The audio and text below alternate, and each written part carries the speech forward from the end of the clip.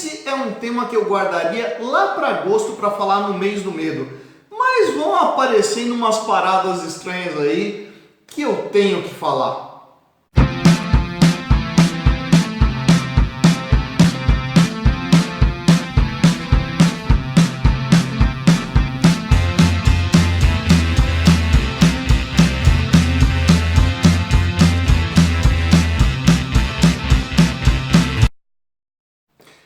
A videoaula de hoje é sobre Joseph Goebbels, ministro da propaganda da Alemanha nazista aí durante os anos do Hitler, e que entrou em voga e começou a ser muito noticiado aí dentro das redes sociais por causa da fala de um secretário de Estado.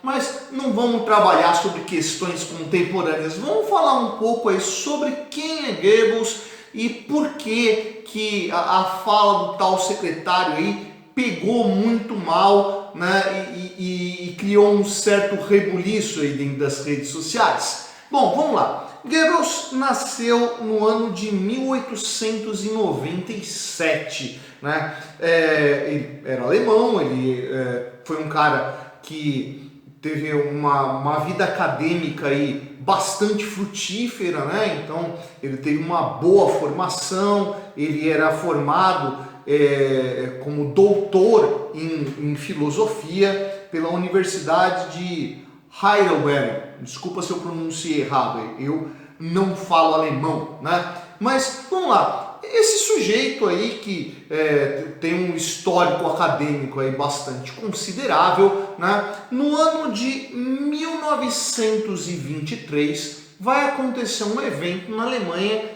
que vai gerar uma reviravolta na vida dele. O que foi isso? Foi o chamado Putsch de Munique, ou Putsch da cervejaria, que foi uma tentativa de golpe de Estado dado pelo Partido Nazista e que deu muito errado e os principais líderes foram presos, mas é no julgamento desses líderes que o Goebbels conhece o Hitler e fica encantado por ele, passa a considerar ele como uma referência, como se ele fosse o objetivo final da vida de um bom alemão. Então ele olhou para o Hitler e falou: esse cara sabe do que está falando, esse cara ele tem um sentido para a vida que diz algo para mim, Goebbels. Então, a partir desse conflito aí, que levou à prisão do Hitler e de outros líderes, ele foi condenado a 5 anos, mas num prazo de menos de um ano ele foi liberto, e no ano seguinte, 1924, o Goebbels vai lá e se filia ao Partido Nazista. Rapidamente, esse cara com essa formação acadêmica aí tão rebuscada, acabou sendo percebido ali no meio nazista, e o Hitler vai se aproximar desse cara e vai tornar ele ali uma figura extremamente importante, tanto que no próprio testamento do Hitler ele diz ali que o sucessor dele seria o Goebbels, Então se a guerra não tivesse acabado logo após a morte do Hitler e os eventos que envolvem isso aí, o próximo Führer seria o Goebbels, Mas vamos lá, muito antes disso, Então esse cara ali, no ano de 1926, ele virou, desculpa de novo se eu pronunciar errado, Gauleiter, que seria o líder distrital da região de Berlim, e foi colocado lá justamente para eliminar grupos opositores de dentro do próprio partido nazista, porque o partido nazista ele nasceu de uma oposição à política liberal que existia na época, e dentro do partido nazista existiam grupos ali que não eram tão radicais e que eram vistos como influenciados pelo bolchevismo, pelas ideias lá da União Soviética, porque como os nazistas eram radicais de ultradireita, então qualquer coisa que se afastasse um pouco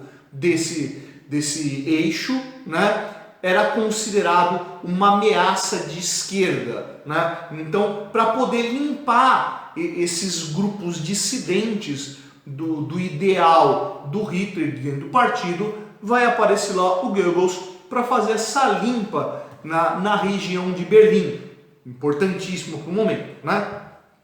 E no ano de 1933, Goebbels é nomeado ministro da propaganda, aliás, um ministério ali recém-criado e que foi montado para que o Goebbels ocupasse esse espaço, né?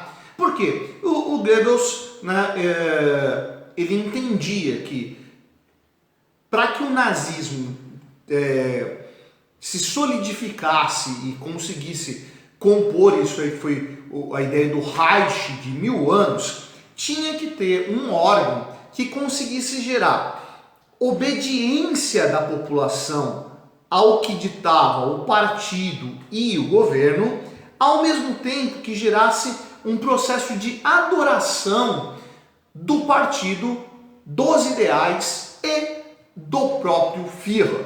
Bom, esse ministério ele estava dividido ali em 7 departamentos que vão ser responsáveis por toda a estrutura de comunicação e difusão de informação para conseguir garantir essa unidade de pensamento, para eliminar qualquer tipo de dissidente do ideal nazista. Vamos lá, qual que é a lista dos departamentos? Então, primeiro, administração jurídico, né? Então, um departamento bastante burocrático, e aí você começa a entrar nos departamentos que vão ter uma ação ali mais incisiva nesse objetivo de criar uma obediência e criar essa adoração. Então vamos lá. Segundo departamento, departamento de imprensa, departamento de rádio, departamento de filmes e censura, departamento de falas públicas, saúde, juventude e raça,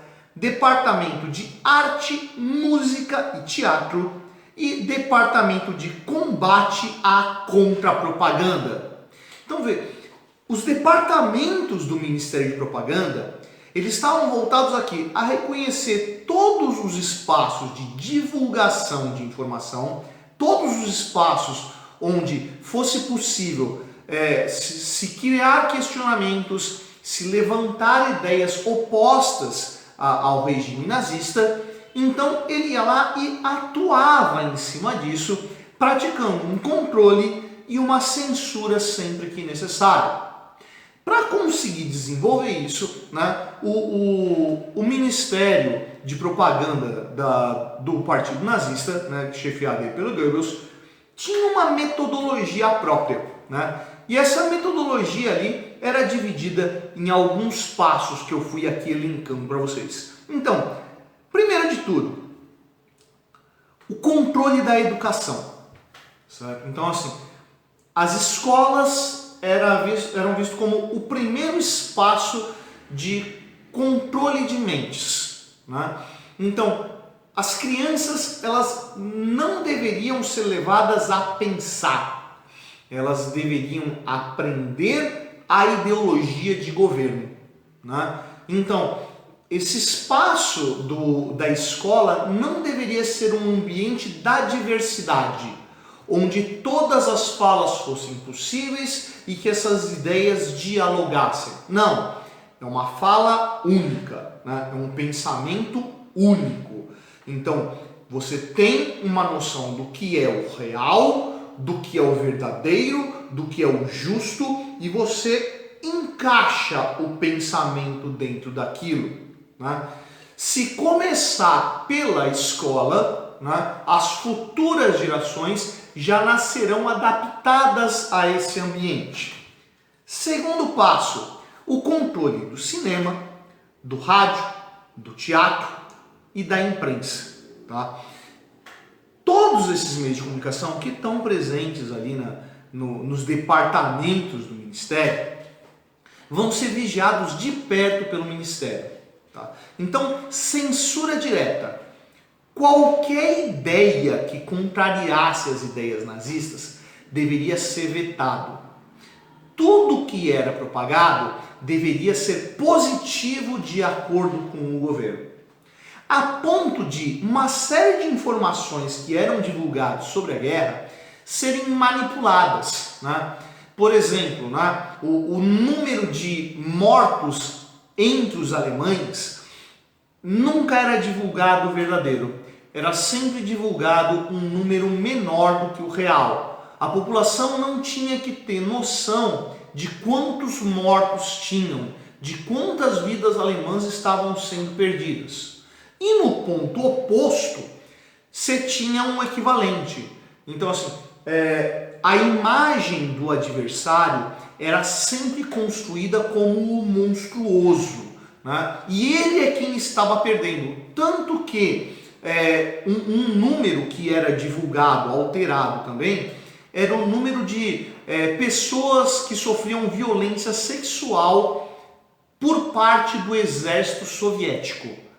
Então, a violência sexual, o estupro dentro da guerra acaba, infelizmente, sendo algo bastante comum, né? Então, os números de pessoas violadas por membros do Exército Vermelho eram sempre ampliados. Você sempre dava um número maior, para que quem recebesse a notícia tivesse essa impressão de que, graças a Deus, o exército alemão está aqui para nos proteger desses monstros, né? Então, essa pessoa que está atacando a Alemanha e que é o opositor é sempre visto como um monstruoso. Esse cara não pode ser aceito.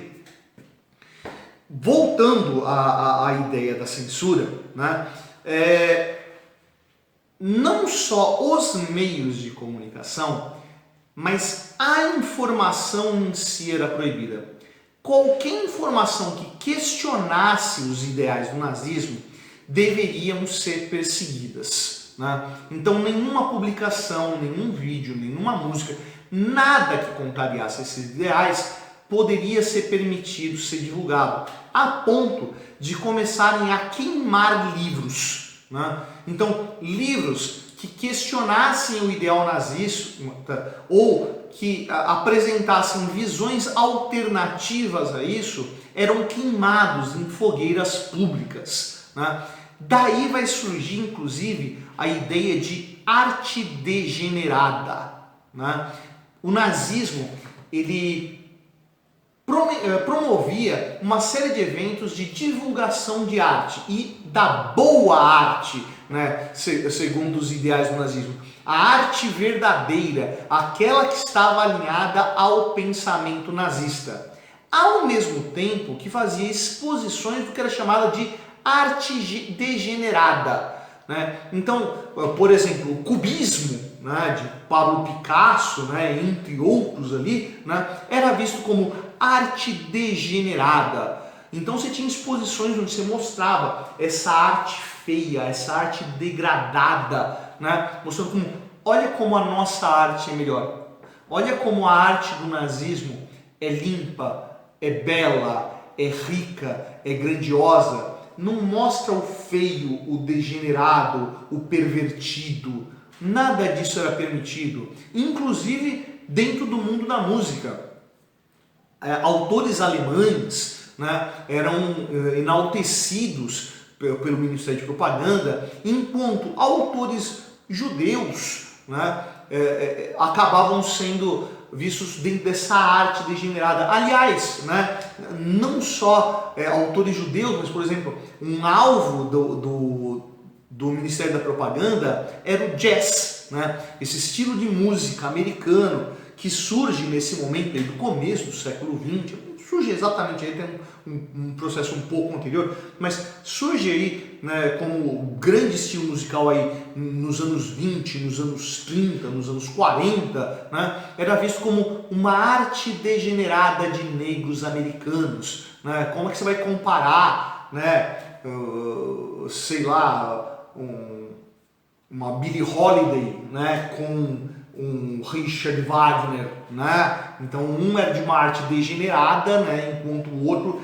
era de uma arte grandiosa, de uma arte verdadeira, né? Aliás, falando da música, o rádio era um grande instrumento de propaganda. Temos que lembrar que a televisão, a internet ainda não existiam, então o rádio era uma ferramenta extremamente acessível, tanto que o governo nazista vai subsidiar a produção de rádio para que o rádio chegasse a um preço barato às pessoas, para que elas pudessem ouvir as propagandas construídas pelo Ministério da Propaganda. E quem não tivesse acesso nem ao rádio, esse rádio subsidiado, altos-falantes eram colocados em espaços públicos, praças, mercados, espaços de grande circulação, para que essas notícias, para que essas informações, para que essa boa arte, para que essa boa música fosse divulgada a todas as pessoas e que todo mundo tivesse acesso a esse tipo de informação. E não só através do auditivo, da imagem.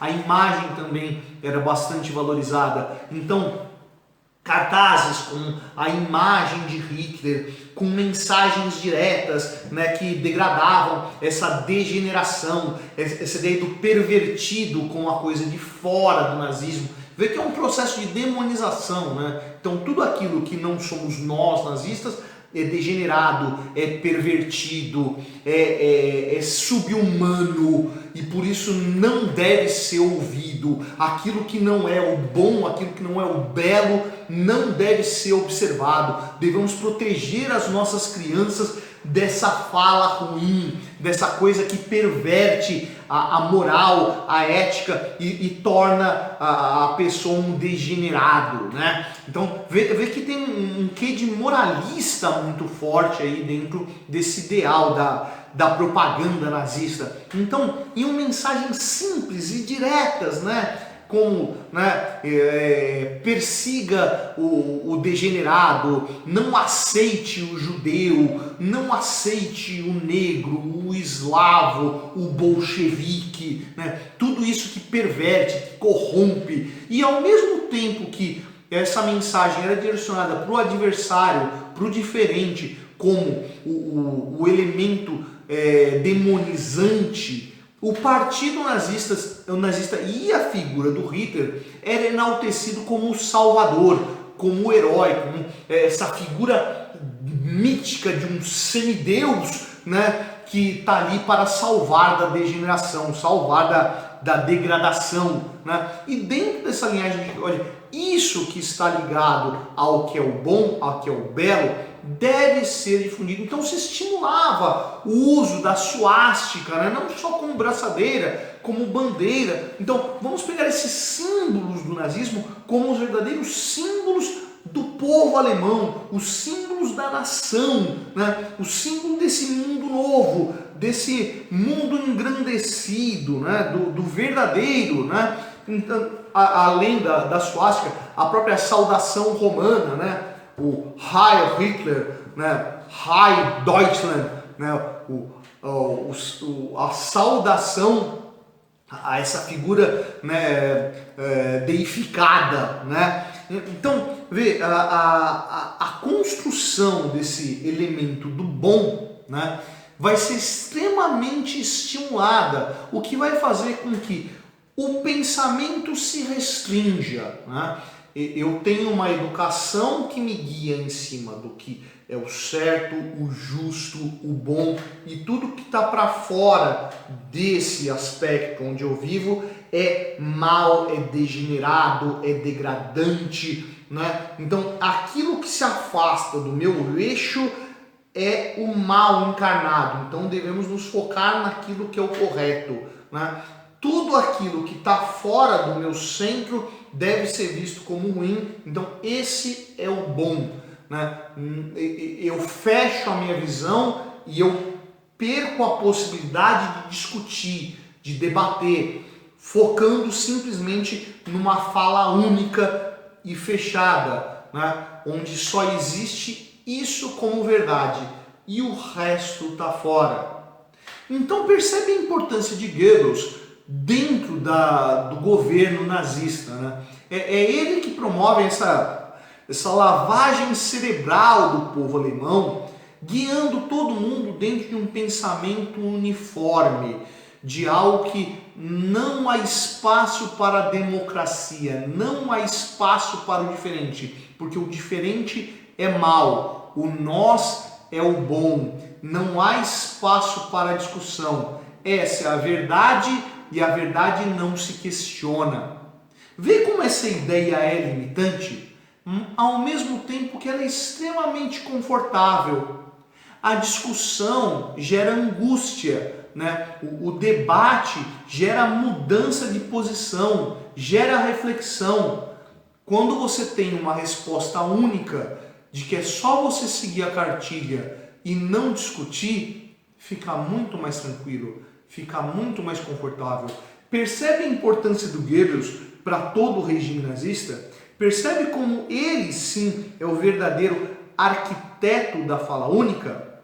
Pois é, por isso que a imagem de Goebbels, quando reaparece, né, é algo que assusta e que preocupa e que leva a uma comoção e a um debate em cima de até que ponto estamos indo, até onde isso é tolerável. E aí, curtiu a aula de hoje? Se curtiu, vai lá embaixo e dá um curtir. Não curtiu, vai lá embaixo e dá um discutir. Essa é a prateleira do Suetônia. Eu sou o professor Fábio e você, meu amigo, você deveria estar estudando.